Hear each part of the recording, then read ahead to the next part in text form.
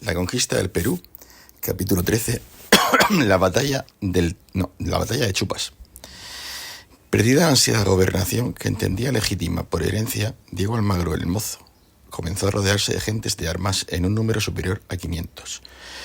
Unas armas, concretamente los arcabuces, que un herrero llamado Antonio Pérez fabricaba en Lima, ciudad controlada por los chilenos. Mientras el Mozo, que en palabras de Pedro Pizarro era tenido por cabeza de lobo, aunque no mandaba nada, concentraba a sus soldados en Lima, Cuzco se convirtió en la ciudad del bando pizarrista o realista, después de que su cabildo rechazara entregarse al joven Almagro. Desde la antigua ciudad imperial, gracias a la autoridad de Juan Gómez de Tordoya, se organizó la resistencia. Cuentan las crónicas que al enterarse del asesinato de su hijo mientras estaba cazando, Gómez de Tordoya retorció el cuello de su halcón y dijo: «Se acabó la diversión, más tiempo es de pelear que de cazar». Una vez organizados los vecinos cuzqueños, estos reclamaron la ayuda del capitán Pedro Álvarez Holguín, Perálvarez, a quien Pizarro había enviado a la tierra de los Chunchos. Perálvarez entró en Cuzco a mediados de agosto de 1541. Allí fue nombrado Justicia Mayor del Perú, hasta que su majestad otra cosa mandase. A esta adhesión, que aportó medio centenar de jinetes, se unió la de los españoles que se hallaban en Charcas y Arequipa, así como la de los capitanes Ansúrez y Garcilaso de la Vega. Pregonada la guerra, se alcanzó la cifra de 150 efectivos de caballería, un centenar de arcabuceros y otro de piqueros, a los que se sumaron 200 cristianos más y algunos caciques del Chapapoyas, sujetos a la obediencia de Alonso de Alvarado. El bando pizarrista contó también con el apoyo de Juan Pérez de Guevara, que se hallaba en la conquista de Moyobamba. Tratando de romper estas alianzas, Almagro, después de asegurarse el apoyo de los guerreros del Valle del Jauja, salió de Lima con más de 500 hombres, la mitad de ellos a lomos de caballos y algunas piezas de artillería. En la ciudad de los Reyes quedó el cadáver de Antonio Picado, después de que don Diego lo degollara por no confesar, ni siquiera bajo tormento, el lugar donde guardaba el marqués sus tesoros. En el ejército chileno, las capitanías de caballería fueron dadas a Juan de Rada, que murió en Jauja a causa de la lesión que se hizo en una pierna durante el asalto al palacio de Pizarro. Cristóbal de Sotelo, Juan Tello y García de Alvarado, mientras las de infantería recayeron en Diego de Oces, Martín Cote, Juan de Olea y Antonio de Cárdenas. Con Illán Suárez de Carvajal como sargento mayor, González Pereira quedó como alférez mayor. Ya en Quito, Vaca de Castro, que había recibido el apoyo de Benalcázar, comenzó a despachar cartas con las que trataba de ganar adeptos a la causa realista. Entre las respuestas destacó la de Alonso de Alvarado. Enterado de la llegada del nuevo gobernador, Perálvarez, primo hermano de Lorenzo de Aldana, con el que había militado en el bando almagrista hasta la batalla de las Salinas, salió de Cuzco y mandó una expedición de castigo a Jauja. Enterado de aquel movimiento, Almagro comenzó a perseguir a Perálvarez, que trataba de contactar con las huestes de Alonso de Alvarado. A las espaldas del Mozo a Lima llegaron secretamente unas provisiones enviadas por Vaca de Castro. Los documentos iban dirigidos a Fray Tomás de San Martín, provincial de la Orden de Santo Domingo, y a Francisco de Barrio Nuevo, y en ellas se les apremiaba a que asumieran la gobernación de la tierra hasta la llegada del licenciado. Reunido el cabildo en el monasterio de Santo Domingo, se prestó obediencia a las provisiones. Después, los regidores huyeron a Trujillo. A esa noticia, que dejaba aislado a Almagro, se unió el paso de Juan de Saavedra, Diego de Agüero y Gómez de Alvarado al bando realista. Debido al mal estado de salud en que se encontraba Juan de Rada, cuyo ascendente sobre Almagro era bien conocido, don Diego hizo un alto que no sirvió para que don Juan salvara la vida. La pausa la aprovechó Pedro Álvarez para entrar en el Valle del Jauja, lugar escogido por los almagristas para combatir y dejarlo atrás. Con los dos ejércitos muy próximos entre sí, Álvarez envió una noche a 20 jinetes a atacar el Real de Almagro. Las órdenes eran también secuestrar a varios soldados. Así fue. Se trajeron 3 españoles. En el campamento de Pedro Álvarez se ahorcó a 2 y se envió de regreso a otro al que le prometieron 1000 pesos de oro si confesaba en su antiguo campamento que el realista atacaría por el flanco derecho. Ya en el campamento de Almagro, el enviado se mantuvo firme en sus palabras pese a recibir tormento. Ante su firmeza fue creído y se preparó el Real para defenderse del ataque anunciado. La treta sirvió a Álvarez para ganar tiempo. La misma noche en la que mandó al espía, levantó el campamento y envió un mensajero a Alonso de Alvarado para reclamar ayuda. Descubierto el ardid, cuando Almagro entendió que no podía alcanzar a sus enemigos, se replegó. A las bajas y deserciones sufridas se unió el enfrentamiento que surgió entre sus lugartenientes, García de Alvarado y Cristóbal de Sotelo, que debilitó aún más su causa. En medio de aquel desorden, Sotelo, maestre de campo de los de Chile, al frente de una veintena de caballeros, fue el primero en entrar en Cuzco. Mientras tanto, Pero Álvarez Holguín seguía tratando de llegar hasta Alonso de Alvarado, que permanecía en la provincia de Chapapoyas.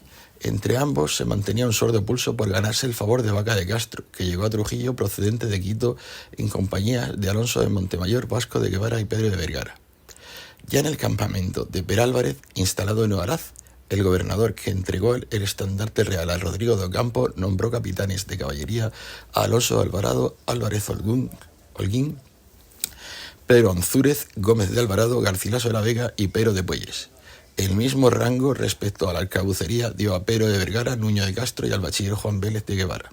El capitán de piqueros fue Hernando de Bachicao, mientras Francisco de Carvajal, cuyo verdadero nombre era Francisco López Gascón, recibió el cargo de sargento mayor y Gómez de Tordoya el de maestre de campo. Todos estos mandos contaban con un ejército de unos 700 efectivos. El mando almagrista, mientras, envió a García de Alvarado a Arequipa. Allí excavó el monasterio de Santo Domingo y sacó 60.000 pesos de oro y plata que tenían escondidos los vecinos. Desde Arequipa fue a Cuzco, donde Almagro y Sotelo prendieron a Pero del barco, que hubo que entregarle su dinero para evitar ser ahorcado. En la antigua capital inca, los de Chile fundieron 3 falconetes y 200 arcabuces de plata mezcladas con cobre y fabricaron pólvora. Los orfebres indios, tomando como modelo piezas hechas en Milán, labraron cotas, corazas y celadas. Del mismo material, forjado en Jauja por un tal Mazuelas, se proveyó de picas al gobernador. Aunque la actividad en Cuzco era incesante, García de Alvarado, que se sentía relegado, ideó un plan para matar a Almagro durante un banquete. Ante la negativa de a acudir, García de Alvarado fue a buscarlo. Avisado de la traición, don Diego, que estaba armado, fingió acompañarlo. Pero antes de salir de su cámara, sus hombres cerraron la puerta. Juan Balsa detuvo a García de Alvarado al grito de «Sed preso», a lo que Diego de Almagro desenvainó su espalda. Añadió: «No ha de ser preso, sino muerto». A la estocada de don Diego se unieron las cuchilladas de Juan Balsa, Alonso de Saavedra y Diego Méndez. Desaparecido García de Alvarado, después de recibir las armas que Manco Inca había obtenido del despojo de los españoles muertos, los de Chile partieron en busca de Vaca de Castro, que se había asentado en Huamanga, planteando su real en unos llanos próximos a las lomas de Chupas. Acampado allí, Vaca de Castro recibió a los mensajeros de Gonzalo Pizarro, regresado de su expedición al país de la canela. Desde Quito, el hermano del marqués le ofreció su ayuda. El gobernador le respondió por medio de una carta en la que se le daba las gracias al tiempo que le pedía que permaneciera en Quito. Vaca de Castro creía que todavía podía evitar el combate y sin duda la llegada de don Gonzalo, que contaba con muchos partidarios entre sus filas, supondría un obstáculo insalvable por su sed de venganza. Incluso en el caso de lograr un acuerdo con Diego de Almagro, la presencia de Pizarro en su campamento disuadiría al joven de entrar bajo su obediencia. A estas razones, Zárate añade el hecho de que, puesto que Gonzalo Pizarro era bien quisto por muchos españoles, especialmente por los conquistadores, podría ser alzado como general. Sea como fuere, Gonzalo Pizarro no se movió hacia Chupas, lugar al que procedentes del Tambo de Vilcas llegaron las tropas de Almagro, asistidas en todo momento por indios de servicio. En un último intento de evitar el enfrentamiento entre españoles, el gobernador trató de pactar con Almagro, que en una de sus cartas enviadas a Vaca de Castro avisaba de la actitud belicosa que tomaría Manco Inca, porque aunque es indio reconoce las traiciones y maldades de Pizarros y de sus secuaces en la justicia y razón que yo tengo. Convencido de la legitimidad de sus aspiraciones, Almagro exigió el gobierno de Nueva Toledo y la devolución de las encomiendas y las minas heredadas de su padre. Mientras escuchaba sus demandas, Vaca de Castro buscaba la deserción de los capitanes chilenos, algo que también perseguían los almagristas, que escribieron a sus compatriotas diciendo que no se fiasen de Vaca de Castro, pues no traía provisiones del emperador, y si las traía no valían por ser hechas contra la ley. Con el fin de conocer mejor a sus oponentes, el gobernador envió a Alonso García Zamarrilla al campamento de Almagro. Afeitado y vestido como un indio, incluso mascando hoja de coca, aquel hombre entregó una serie de cartas a aquellos a los que quería sacar del campo almagrista e hirió a algunos caballos con un punzón. Capturado por el corredor almagrista Juan Diente mientras huía, fue atormentado y confesó que los realistas contaban con 1.100 hombres de guerra, sin que ello impidiera que fuera agarrotado. En medio de aquella aparente calma, los almagristas Juan García, Francisco Gallego y López de Idiáquez y otros afectos a García de Alvarado se pasaron al bando pachacamo. Idiáquez y Diego de Mercado, provistos de cartas de seguro, serían los encargados de llevar las misivas del gobernador al Real de Almagro, que según Gómara prometió a sus soldados las haciendas y mujeres de los contrarios que matasen. Palabra de tirano. En ellas, Vaca de Castro trataba de evitar el enfrentamiento armado. La captura de aquel espía, sin embargo, acabó con cualquier atisbo de confianza en las ofertas del gobernador. De hecho, cuando un tal Alonso García llegó con nuevas cartas, fue ahorcado. Almagro estaba decidido a combatir, hizo alarde. Enardecidos, los soldados pidieron entrar cuanto antes en combate. Un día después, la hueste se movió hacia Pomacocha para dar batalla en Sachabamba, donde la artillería podía ser más mortífera. Los pizarristas, sin embargo, tan solo se desplazaron hacia el llano, que durante la noche previa a la batalla una tormenta negó. Antes del combate, Vaca de Castro envió a Mercado y a López de Idiáquez a correr al campo. Como estos fueron atacados, el gobernador, haciendo gala de su dimensión leguleya, pidió a su secretario, Pero López, que lo asentara en los registros, declarando traidor y rebelde a Diego Almagro,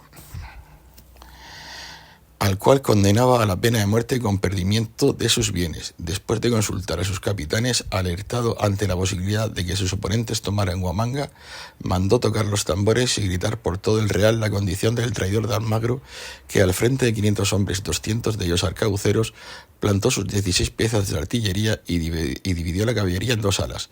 Una la capitaneaban Almagro y Juan Balsa, mientras la otra, más reducida, quedó a las órdenes de Saucedo y Diego Méndez.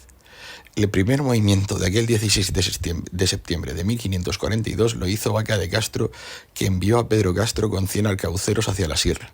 El gobernador, según el testimonio recogido en el juicio que seguimos como hilo conductor, se armó en blanco y se puso encima de las armas una ropeta de brocados con un hábito de Santiago en los pechos grandes y subió encima de un caballo morcillo rabicano, y de este arte anduvo por todos los toldos, echando toda la gente fuera hasta que se juntaron todos en un llano. Una multitud de indios, apostadas en los altos, contempló la escena entre gritos que el eco multiplicaba. Aunque su intención era situarse en vanguardia, sus capitanes convencieron a Vaca de Castro de que se colocara a la zaga de su ejército, mientras los negros y los indios movían las piezas de artillería. Después de comprobar que nadie se ausentaba de la batalla, arropado por 40 jinetes, su ascenso a una loma lo cubrió Perálvarez con los lanceros. La aparición de un venado que atravesó todo escuadrón se tuvo por buen augurio. Vaca de Castro, que contempló la batalla desde un otero que estaba al alcance de la artillería enemiga, dio la vanguardia a Perálvarez. El resto de banderas las capitanearon Eranzúrez, Garcilaso la Vega y Gómez de Alvarado, mientras el estandarte real fue a parar a manos de Alonso de Alvarado, que al ser acometido por los de Almagro tuvo que ser socorrido por el gobernador. Trabado el combate una hora antes de la puesta de sol, sobre la tierra quedó el cadáver de Perálvarez, que vestido de blanco había entrado en él al grito de yo soy Pero Álvarez Holguín. Fácilmente identificado, fue derribado del caballo de 2 arcabuzazos. Después de la batalla, Vaca de Castro, conocedor del conflictivo carácter de aquel soldado, dijo: en la muerte de Perálvarez lo proveyó Dios como convenía, porque él era tan alterado de vivir siempre en motín con gente común, que me había de poner en trabajo y dar aparejo que le degollase. La batalla de Chupa se decantó con rapidez del lado del gobernador, cuyas tropas, que se identificaron por medio de una banda roja en contraste con la blanca que lucieron los almagristas, combatieron los gritos de victoria, victoria, Vaca, Vaca, y de imperio, imperio, Vaca, Vaca. Pedro Pizarro, que iba integrado en la escuadra de la caballería Vaca Castro, narró así el combate. Los escuadrones de a caballo se mezclaron unos con otros y duraron en la pelea sin conocer Vitoria más de hora y media porque descansaban los unos y los otros, estando mezclados a tomar aliento para tornar de nuevo a pelear, y así los estuvimos peleando hasta que anocheció y nuestra infantería cantó Vitoria, que con esto se desanimaron los de a caballo de la parte de Almagro, que estaban en dos partes divididos peleando con otros dos escuadrones de a caballo que de nuestra parte estaban hechos, y cierto estuvimos en peligro de perdernos a causa de que Vaca de Castro, de dos banderas de a caballo que acometimos a un escuadrón de los de Chile, nos sacó 40 hombres escogidos para que quedasen en su guarda, entendiendo que los de Chile no dividieran los de a caballo, y había apartado estas dos banderas para que los acudiesen donde hubiese necesidad. Pues como los de Chile vieron estas dos banderas divididas, partieron los de a caballo en dos partes, echando a la gente más fuerte a estas dos banderas sobresalientes, creyendo que iba allí Vaca de Castro, pues fuenos forzado a estas dos banderas correr más trabajo y peligro, y así como digo, estuvimos descansando 3 u 4 veces, y como los del escuadrón grande de a caballo nuestro y infantería cantaron Vitoria, nuestras banderas y capitanes pasaron por los enemigos, dejándolos enteros a causa de que estaban muy armados y era la flor de los de Chile. Aunque les habíamos muerto casi todos los caballos, porque como no les podíamos herir a ellos por estar tan armados, dábamos en los caballos y así les matamos y herimos casi todo. Pues aconteció que como cantamos Victoria, Vaca de Castro, que estaba en una ladera con los 40 hombres que digo que había escogido, mirando la batalla, oída la victoria de su gente, vino corriendo, y como ya era anochecido, creyendo que entraba entre los suyos, entró en el escuadrón de los de Chile, que las dos banderas que tengo dichas habían pasado por ellos sin poderlos desbaratar, pues reconocido por los de Chile ser Vaca de Castro el que había entrado entre ellos, empezaron a dar en ellos con gran furia, y ansí hirieron y mataron algunos de los de Vaca de Castro, y los echaron de entre sí mal de su grado, y así Vaca de Castro vino a meterse entre los suyos, que estaban todos ya recogidos y hechos un escuadrón, y queriendo revolver sobre estos de Chile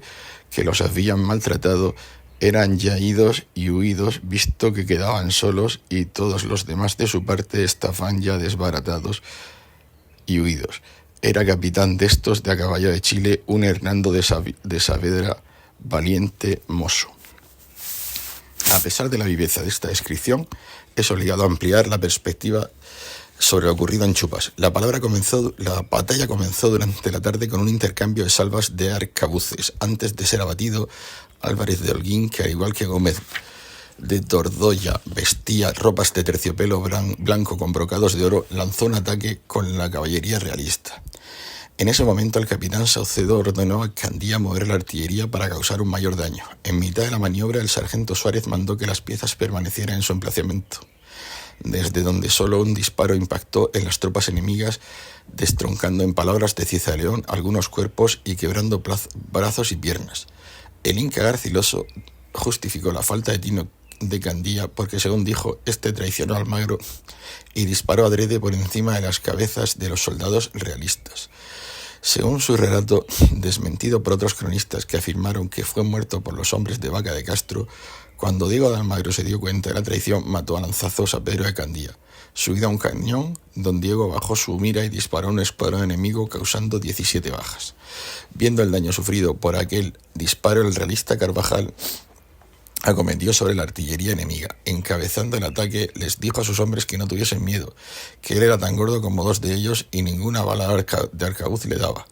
Para inspirarles más confianza, se quitó la cota de malla y la celada. Vestido con un jubón, siguió en su arremetida, que obligó a los almagristas a adelantar su infantería para proteger los cañones. Aquel movimiento inutilizó la propia artillería, que no pudo abrir fuego por tener a los infantes delante de las bocas de sus armas.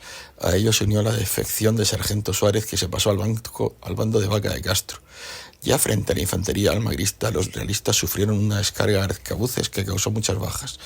Paralelamente a este combate entre españoles, los aliados indios de Almagro, capitaneados por Pau Inca, derrotaron a los del bando realista, mayoritariamente chapapollas. Tomada la artillería almagrista, la caballería de Vaca de Castro, que acusó la ausencia de los 40 caballos que arropaban al gobernador, trató de avanzar combatiendo con tal energía que, según Pedro Pizarra, los obligaba a tomar aliento de tanto en tanto. Viendo que sus jinetes eran necesarios, Vaca de Castro bajó de la loma para auxiliar a su caballería, pero se confundió y fue a dar al escuadrón de Diego Méndez. El error del gobernador costó una docena de vidas. Sin embargo, poco a poco la victoria se fue decantando de su lado. Mientras caía la noche, algunos almagristas murieron peleando, mientras otros quitaron las bandas rojas de los realistas caídos y se pasaron a las filas de Vaca de Castro para salvar sus vidas. En medio de las desbandadas, el capitán Bilbao y Cristóbal de Sosa se volvieron y murieron peleando mientras gritaban su participación en el asesinato del marqués. Terminada la batalla, sobre el campo quedaron los cuerpos de 300 españoles muertos y los de muchos más indios. Obtenida la victoria, según confesó el soldado Martín de Sancho Hernández, que recibió una herida en la pierna, el dicho Vaca de Castro andaba por el Real la espada desenvainada y aún sangre en ella, defendiendo que no matasen más gente de los contrarios. Aunque la noche protegió a muchos de los de Chile, que amparados por la oscuridad, pudieron huir del alcance de los soldados del gobernador. Reunidas en el Real, al toque de trompeta, las tropas de Vaca de Castro, que veló, pasaron la noche armadas con los caballos ensillados y enfrenados. Al día siguiente, el gobernador mandó descuartizar a algunos prisioneros, como fue el caso de Martín de Bilbao, que había participado en el asesinato de Francisco Pizarro. Hecha aquella y otras justicias, se dirigió a Huamanga para curar allí a los heridos. Derrotado, el joven Diego Almagro, acompañado por Juan Rodríguez Barragán, Juan de Cepeda, veterano de la expedición a Chile realizada por su padre, y un puñado de hombres, trató de escapar a los dominios de Manco Inca, huyendo hasta los aledaños de Cuzco. Sabido por los de la ciudad, fue prendido por su alcalde ordinario Antón Ruiz de Guevara. A él mismo lo había nombrado y encarcelado en prisión. A él mismo había nombrado y fue encarcelado en la prisión hasta la llegada del gobernador, que lo visitó en su celda. Estando preso, se supo que don Diego mantenía el contacto con Manco Inca, que tenía puestas en algunos tambos para facilitar una posible fuga. Estos nuevos datos no cambiaron su suerte, ya echado durante el proceso abierto contra él. En el mismo se incorporó la sospecha de que, junto a sus secuaces, encabezase una rebelión que podía haber hecho tambalear las estructuras realistas, rindiendo obediencia al rey de Francia o incluso a Barbarroja. Así lo declaró el fiscal García León en Jauja el 18 de agosto de 1542 al referirse al asesinato de Francisco Pizarro. Los conjurados, luego que mataron al dicho marqués, los dichos criminosos hicieron consulta e consejeros della al dicho Cristóbal de Sotelo e al dicho Juan de Rada e Juan Balsa e García de Alvarado y Rodrigo de Salcedo e Antón de León, todos los cuales, teniendo tiranizadas las dichas ciudades y villas, en la jurisdicción de ellas entraban cada día en consulta e pensaban e consultaban e determinaban primero en ella los usos dichos delitos e otros mayores y más enormes y graves que ejecutaran si pudieran. Especialmente consultaron que con los dichos navíos que tenían detenidos ir a Panamá e al nombre de Dios e robar e matar todos cuantos en las dichas ciudades había de su opinión no fuesen después tomar los navíos que hubiese en la mar de norte e ir a dar obediencia e vasallaje que debían a su majestad el rey de Francia, que a la sazón se sanaba que tenían diferencias con su majestad, y asimismo consultaron y determinaron de traerle y meterle en estos reinos y darle el señorío de ellos, si el dicho rey de Francia no lo quisiese hacer, de ir a requerir con lo mismo a Barbarroja e turcos, al cual determinaron asimismo de darle el señorío de estos dichos reinos e ser sus vasallos e quitarlos a su majestad y negarlo y no tenerlo por señor. Fundamentado en las partidas, el fallo de Vaca de Castro que se pregonó para el público conocimiento contenía uno de los más grandes delitos, el de traidor. Fallo que debo de declarar y declaro a los dichos don Diego y los susodichos sus aliados y secaces haber cometido los dichos delitos y haber incurrido en delitos y crimen de leyes majestatis y traición contra la Sacra Cesarea Católica Majestad y Perdulinis y contra el Estado procomunal y bien de la cosa pública de estos reinos e ansí pronuncio e declaro a todos los susodichos por tales traidores, en consecuencia de lo cual debo condenar y condeno al dicho don Diego a todos los susodichos y a cada uno de ellos en pena de muerte natural, la cual les sea dada y ejecutada en esta manera que a doquiera que sean habidos sean presos a las colas de 2 caballos y otras bestias arrastrados públicamente con voz de pregonero que manifieste su delito por las calles de los pueblos y asientos donde pudieran ser habidos y llevados a las picotas públicas y sean hechos cuartos y puestos los dichos cuartos en palos por los caminos públicos y ansimismo les condeno a perdimiento y confiscación de todos sus bienes aplicados para la cámara y fisco de sus majestades y mando que sean derrocadas sus casas que tuvieren en estas provincias y puestos en ellas mármoles de piedra con letrero que declaren los dichos delitos y que los susodichos y sus hijos nacidos después de la dicha traición sean infames para siempre y no puedan haber honra de caballería, ni dignidad, ni de otra honra, ni oficio público, ni los tales sus hijos puedan heredar a ningún pariente que haya, ni otro extraño que los establezcan por herederos, ni pueden haber las mandas que les fueren hechas y sean privados e inhábiles de todo ello para en todo tiempo, como hijos de tales traidores a su majestad. Sentenciado a muerte, Diego Almagro fue conducido a la plaza de Cuzco, lugar en el que su padre había sido ejecutado por el mismo verdugo que lo degolló. Aunque solicitó que no se le vendaran los ojos, su petición no fue aceptada. Por el contrario, su cuerpo, tras quedar expuesto a vergüenza pública, fue inhumado en cumplimiento de su último deseo en la misma tumba de la iglesia de la Merced de Cuzco, en la que reposaban los restos de su padre, bajo los cuales halló descanso quien, en palabras de Cieza de León, fue amigo de hacer bien. Después de su victoria en Chupas, Vaca de Castro dio licencia a sus capitanes para marchar a diversas regiones. Vergara fue a probar la provincia de Bracamoros. Juan Porcel hizo lo propio en Chiquimayo. Juan Pérez de Guevara fue enviado a Moyobamba. El capitán Pedro de Puelles pobló Huánuco y Diego de Rojas y Felipe Gutiérrez de Monroy regresó a Chile con un centenar de hombres con los que reimpulsó la conquista. El gobernador que hizo poblar las ciudades de León y Levante también dio repartimiento a algunos de ellos prometidos a cambio de una cabeza almagrista antes de la batalla en Chupas para sujetar los hombres a la tierra. Sus decisiones no estuvieron exentas de polémica. Un año después de la batalla de Chupas, el 17 de diciembre de 1543, la carta enviada por los pueblos de Perú a su majestad incidía en el problema encomendero. Acabadas las cosas de la guerra, al gobernador le quedaban no menos trabajos que con ella, porque para deshacer la gente que había juntado no bastaba juicio humano si Dios no lo guiara en ello, porque como había 1000 hombres que habían servido a vuestra majestad en esta jornada y cada uno pretendía un repartimiento y no había para cumplir con 50 si aquello que había lo diera, luego no se podían excusar muchos motines y alteraciones y fue necesario dilatar y dar lo que había por algún tiempo. Mientras trataba de reordenar el territorio, Vaca de Castro se aseguró el tambo de Vilcas, desde el que se capturó al capitán indígena Illatopa, que quedó como aliado de unos cristianos a los que se había unido el converso Paulo Inca, que bautizado junto a sus 2 mujeres tomó el nombre de Cristóbal en homenaje al gobernador.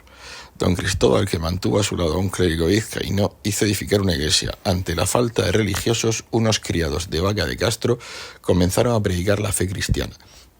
De acuerdo con la jerarquización social indígena, el proceso evangelizador se hizo de manera ascendente, convirtiendo a la fe católica a los hijos de los principales caciques. Vaca de Castro, tal y como lo expuso Francisco de Cáceres, también procuró un mejor trato para los indios.